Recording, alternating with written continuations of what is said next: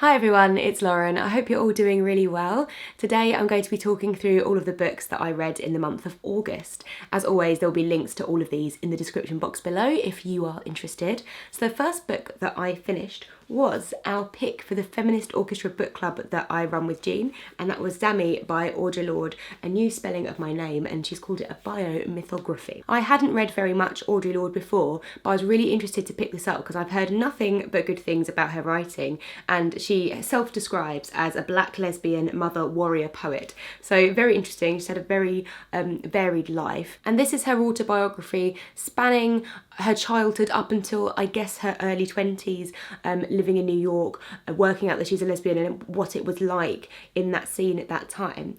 I think I've always assumed for some reason that Audre Lorde was a figure who was a lot more prevalent in perhaps the 60s and 70s, and that might have just been because that's when she was older and that's when she was writing a lot. But I hadn't realised that she was born in the 30s and kind of lived through the Second World War, and really when she was a young woman, a teenager coming into her own, she was living in New York in like the 40s and 50s. So it was really interesting seeing what it was like for a black woman, but equally a black gay woman at that time, because I feel like we just have this concept, or perhaps it's just me, that things only really started to become a lot more open and easier for everybody in like the 60s and 70s, and you kind of forget that period just before. So it was so interesting hearing about her life, but her writing just on its own merit is so beautiful. I feel like I have a tendency to speed read and kind of brush over sentences sometimes, but reading Audre Lorde, I just couldn't, it wasn't possible for me to do that because they're so measured, and you have to really kind of slow yourself down and take in how she's constructing her sentences. It's so beautiful to read, and so eloquent, but also really visual as well. But the whole story, her whole journey is so beautiful in so many ways, and I'd really recommend you picking this up whether or not you'd read any of her writing before, because I haven't. I've only read a couple of her essays, but this was so gorgeously written that it really makes me excited to get to Sister Outsider. I also have another collection of her various writings and poems, which I really can't wait to pick up now. I will leave a link to the Feminist Orchestra book club on Goodreads in the description box below if you're interested in joining us. We read one book every 2 months, so our pick for September and October is Ursula K. Le Guin's The Left Hand of Darkness. What a tongue teaser. My next book for August was an audiobook, which was The Five by Hallie Rubenhold, and this is an incredible book, also an incredible audiobook. This was recommended to me by Simon of Savage Reads as something that's really, really good to listen to, because I don't listen to audiobooks that often, and I do lean more towards non-fiction when I do, and this was just amazing. What Hallie Rubenhold has done here is research all of the lives of the women who were killed by Jack the Ripper, or at least the ones who are traditionally part of the canon, and she gives us the story of each of the women from birth up until her death, but she doesn't go into details of their deaths, which I think we can all be thankful for. There's plenty of information on how they were murdered if you're interested in that grisly side of it, but what she does here is really humanise them. There is so much evidence that she has managed to find about their lives, and where there are some gaps, she uses so much like real research and into the context of what generally was happening in Victorian society at that time. For example, the fact there was a massive glut of homelessness and the reasons behind that.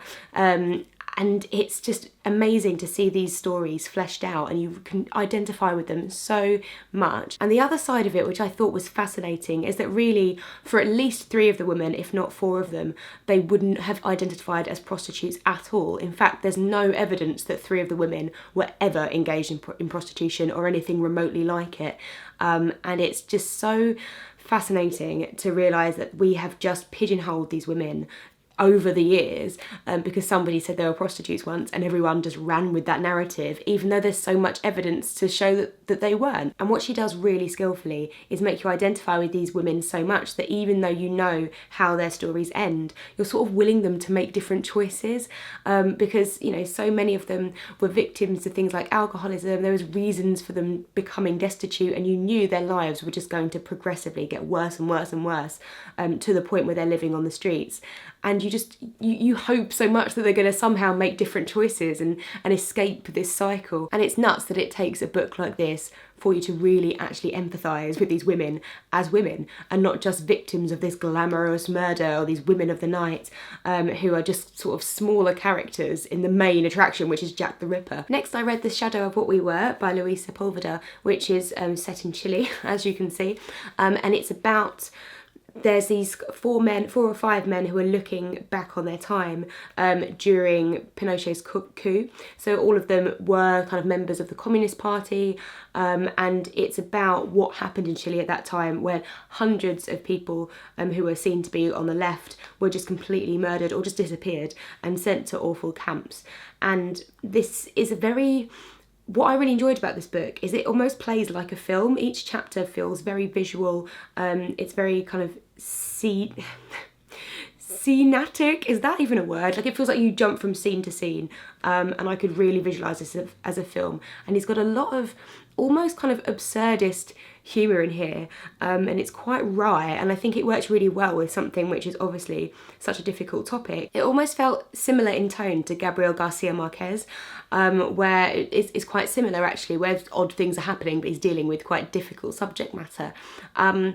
I thought this was fine. It's very, very short, as you can see, and I do not have, personally, enough history on what happened in Chile to probably appreciate this as much as if I had had all of that knowledge, but it has made me really want to learn more about that. Next, I picked up Do It Like a Woman by Caroline Credo Perez, and I did go into this book with a little bit of trepidation because I feel like the author has some views which I probably don't agree with.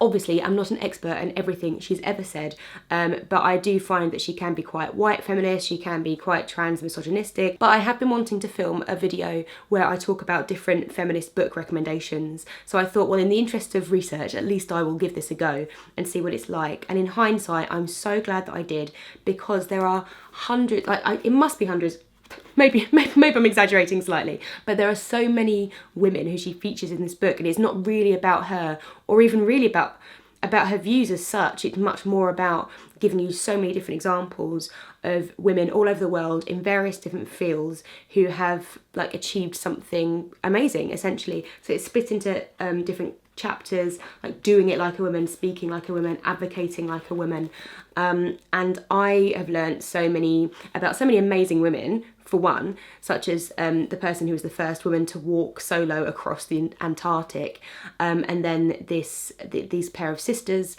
in the Middle East, I think Afghanistan, who became pilots, against everything standing in their way. And there's also so many examples of women and charities and organisations who are advocating for, abortion services or protection against domestic violence. So there's so many really worthwhile women that I'm really glad I learned about by reading this book, and it got me so angry and so riled up, and yeah, I would 100% recommend this. Actually, I think there's a lot of value to be had in it. Only a couple of issues I think I found while reading it. I feel like anything LGBT at all is almost glaringly obvious in its omission. There's nothing about that, and there's very little in here about, a lot of the stories focus on women in Europe and in the Middle East, and not really from other parts of the world.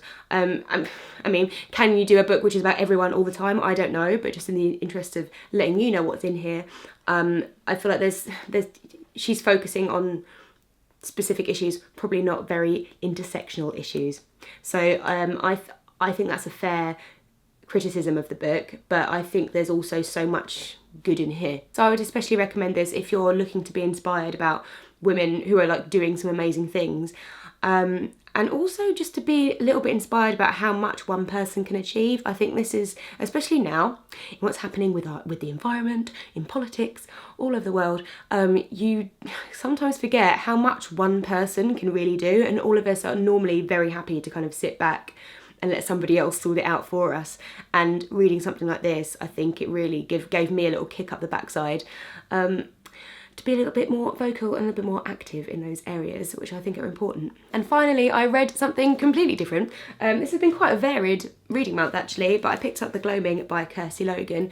I've talked about my reading experience of this book in the most recent vlog that I did, because I read it while we were on a trip to the Highlands, which was So lovely. We're in a lodge like in the middle of nowhere with such amazing view, and basically spent all week watching films and reading books and then doing some walks as well in the countryside. So it was a gorgeous holiday.